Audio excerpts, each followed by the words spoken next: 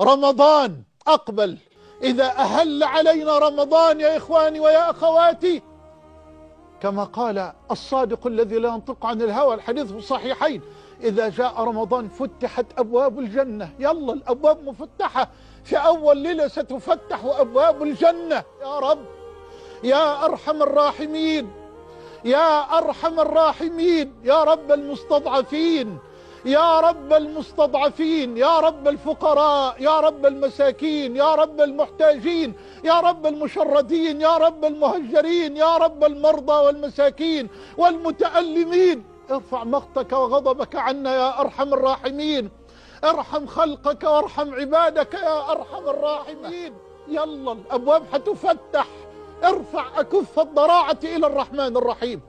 قل يا عبادي الذين أسرفوا على أنفسهم لا تقنطوا من رحمة الله. يا أخي لا تقنط مهما كان ذنبك. ارتكبت كبيرة، هل وقعت في الزنا؟ هل شربت الخمرة؟ هل وقعت في كبيرة القتل؟ هل ارتكبت أي كبيرة؟ هيا الليلة اعلم أن الأصل في الكبائر التوبة. اندم على ما مضى، فالندم هو ركن التوبة الأعظم. واترك الذنب كبيرة كان أم صغيرة، ثم اعمل صالحا وعاهد ربك على العمل الصالح. وقت ورب الكعبة نحتاج فيه إلى رحمة الله، فعرضوا أنفسكم إلى رحمة الله بالتوبة والأوبة.